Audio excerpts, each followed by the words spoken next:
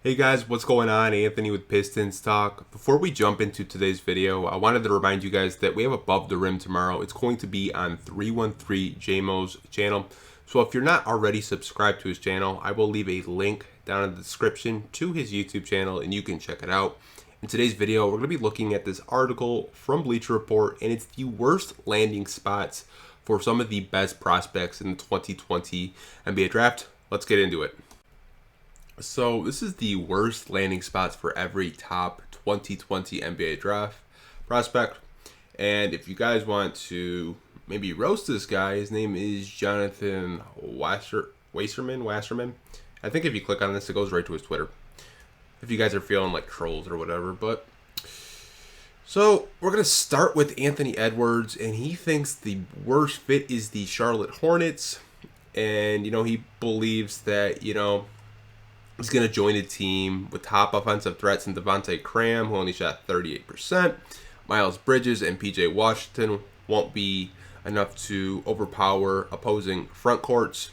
The Hornets would wind up over-reliant on Graham, Edwards, and Terry Rozier, which doesn't sound like a sustainable recipe for winning. I would have to agree with that.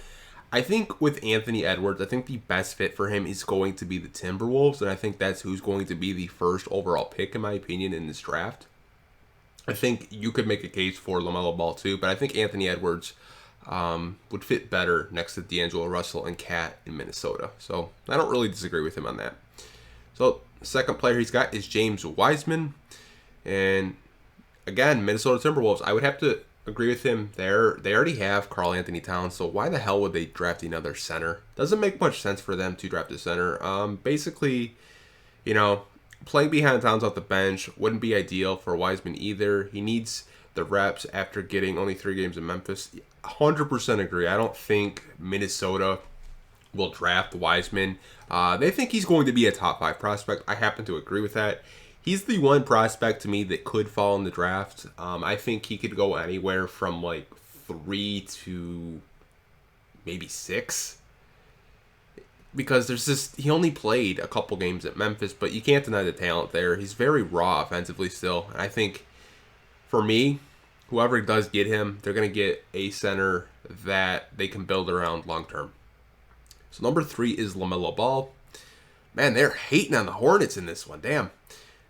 So, you guys know the Hornets' point guards are Terry Rozier and Devontae Graham, so that's probably what they're going to be talking about. Let's see. LaMelo Ball wouldn't have much of a chance to elevate a roster with a core that features Devontae Graham, Terry Rozier, PJ Washington, and Miles Bridges. Yeah, that's what I thought. It's funny. I've been seeing a lot of these. I've been going on YouTube or, looking at these mock drafts from other YouTubers, and a lot of people on YouTube and, even, other mock draft websites have LaMelo going to the Hornets or the T-Wolves. I think it would be extremely funny if he went to the Hornets, because you guys remember LeVar saying how he could beat Michael Jordan one-on-one. How funny would it be if Jordan drafted LaMelo just because of that?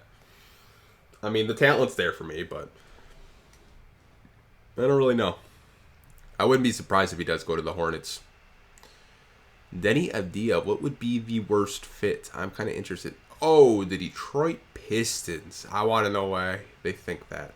I think he's a very good player, but you guys already know that. Denny Avdia will want to land to a team that can surround him with scorers and playmakers. He's better playing off talent than being a featured creator. So they're assuming he's going to be a top option. Okay, that's interesting. So Detroit maybe. So they're saying that he basically would be forced to make tough shots and, create something out of nothing. And then they want to bring up Sekou Doumbouya, who only shot 39% from the field. Bleacher Report. Sekou only struggled because we put him in the corner and we really didn't, give him too many touches. But, again, he's only a rookie. I think he's going to have a bigger role, and I think he's going to prove a lot of your writers wrong. And for Denny Avdia, he would not struggle in Detroit. I think we can all agree as Pistons fans, he's 100% better than Tony Snell is right now. I think you plug in Denny Avdia for Tony Snell, and this team instantly gets better. I don't think it's a bad fit, but, seeing a lot of people mock him to Chicago and Cleveland, so those wouldn't be bad choices either, but I don't think he'd be the worst choice, but I guess you guys have to create content because it's so dry. Obi Toppin. It's probably going to be the Cavs. Yep. Top 5. Worst spot. Cleveland Cavaliers. Without even reading it, I bet the reasoning is because of the front court's already jammed because they have Kevin Love and Andre Drummond. So let's see what they say. Yep. He can also start his career behind Kevin Love and Andre Drummond, but even if we look a year or two down the road, the offense may still be running questionable decision makers in Garland and Sexton. They even say that the Cavs defense was one of the worst in the leagues. I think with Cleveland, what they're going to have to do is they're going to have to make up their mind. Who's their point guard? Is it Garland or Sexton? I personally believe Garland gets traded. I think Sexton is their guy. Not to say Garland's not a good talent. I think Garland to me is more of a score first point guard. He doesn't really facilitate too much yet, and I think that's something he could develop. But, it was a high lottery pick last year. Cavs could probably get a pretty good asking price for him, and they could probably get, maybe a lottery pick or some additional second-round picks for him. I think he's a really good talent. I was kind of surprised the Cavs took back-to-back point guards, but that's another video for another time. Tyrese Halliburton. Worst spot. New York Knicks. They have him anywhere from 4 to 8. So why are the New York Knicks a bad fit? The Knicks can offer Halliburton the starting job, but not much support. And if there's a knock on Halliburton, it's that he struggles to create for himself and separate one-on-one. I'm going to give a shout out to Bravo. He's been saying this for like 3 months, that how bad Halliburton is in isolation situations. So shout out to Bravo. But they go on to say he still plays mostly to his strengths as a passer. Only he wouldn't have reliable shooters. RJ Barrett, 40% from the field. I think RJ Barrett, you know what? I see a lot of media hating on RJ Barrett. He's not a bad player. I think, given what he had last year, he had to be a top option. That Knicks team was just so bad. Julius Randle, again, I've always liked Julius Randle. I thought he was a really good player. I think the Lakers, gave up on him too early. Kevin Knox, I get it. I think it would be a bad fit in New York, but I do think they're going to take a point guard or a small forward, in my opinion, in this draft. I don't think they go big because they already have Mitchell Robinson, but I think if they were to take a point guard, it'd probably be like a Cole Anthony or maybe even a Kyra Lewis. And if they were going to go wings, maybe a Devin Vassell or maybe Isaac Okoro falls. That would be really ideal for them. Onyeka Okongwu, who's the worst fit? New York Knicks. Wow, they're hating on the Knicks in an article. Holy shit. It says the presence of Mitchell Robinson could be the best thing going for the Knicks. I would happen to agree with that. Who can also not afford to pass on the best player available in the draft. Onyeka Okongwu may be hoping the Knicks focuses more on their needs. Yeah, I think if they drafted Okongwu, he'd probably come off the bench because I think Mitchell Robinson is going to be their center of the future. I think he's a guy that they can build around, in my opinion anyways. Yeah, I mean, I feel like Okongwu is going to need a point guard to be effective. So they have him 4 to 9. Man, he would be... I don't know if he falls, but man, can you imagine him in San Antonio? Like, they already got DeJounte Murray over there. That would be deadly, in my opinion, but I doubt he falls all the way down there. Isaac Okoro, another guy I think, if the Pistons were to go for wings, he would probably be top of my list. Him and Devin Vassell, in my opinion, are my 2 favorite wings in this draft. So they have him going anywhere from 5 to 14. Wow.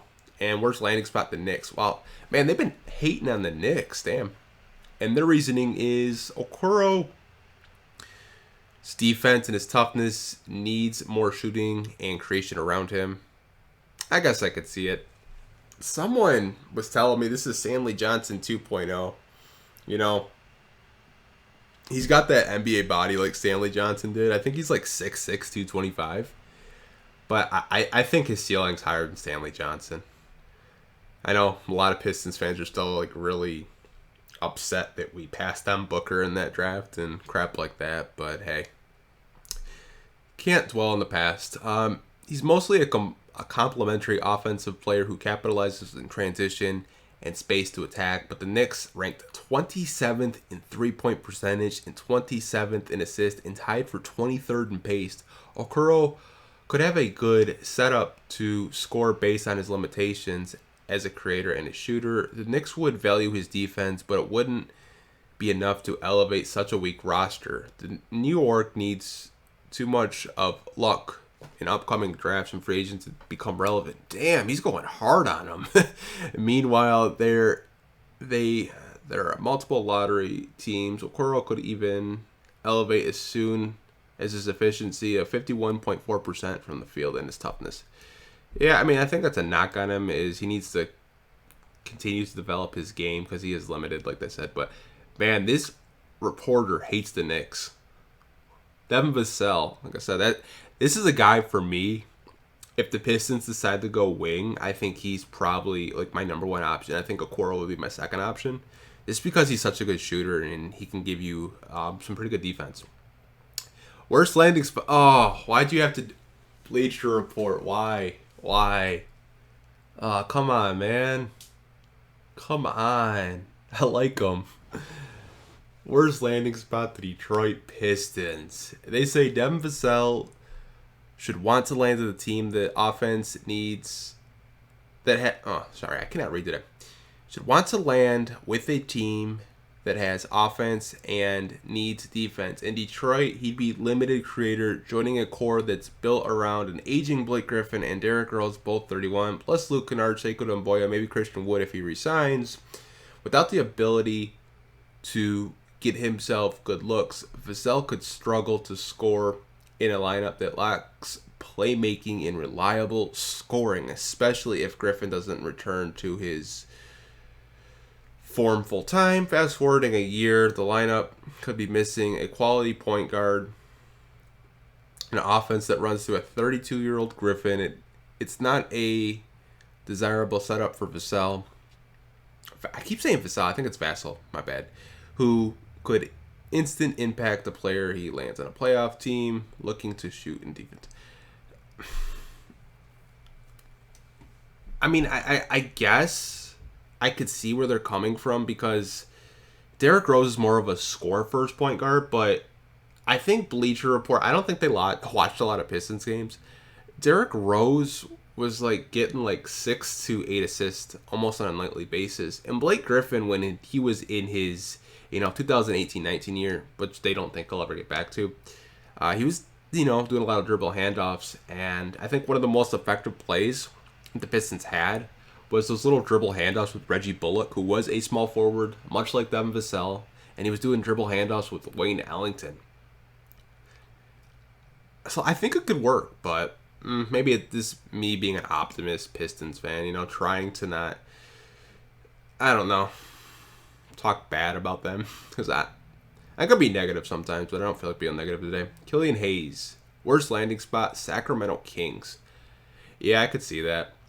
Killian Hayes wouldn't have much of an opportunity to blossom in Sacramento with De'Aaron Fox handling the ball. He also wouldn't make sense as a combo capable playing with Fox. Both are on-ball playmakers. Hayes isn't designed to spot off the ball. Fox needs shooters around him.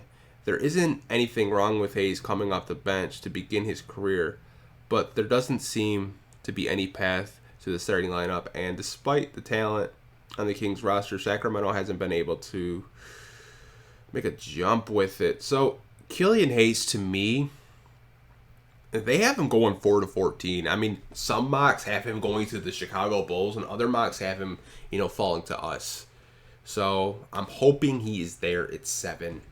And I would have to agree with them with the Kings. I think the Kings need to lock up De'Aaron Fox long term, and I think all the Kings really need are some more reliable shooters, and they're going to need some more rim protection. But, you know, you guys, that was the end of these 10 prospects from Bleacher Report. Let me know what you guys think. Do you happen to agree with some of these, you know, takes from this writer? Again, if you guys want to go bitch this writer out, his name was, let's see, here it is, Jonathan Wasserman. So if you're a Knicks fan and he's trashing your team, now you know what his name is. If you're a Piston fan and he's trashing your team, now you know where he is at on Twitter. But as always, you guys, thank you guys for watching. Again, above the rim tomorrow on 313 JMO Channel. Want to see you guys there. Hope you guys are staying safe. Take care. I'll talk to you guys in the next video. Peace.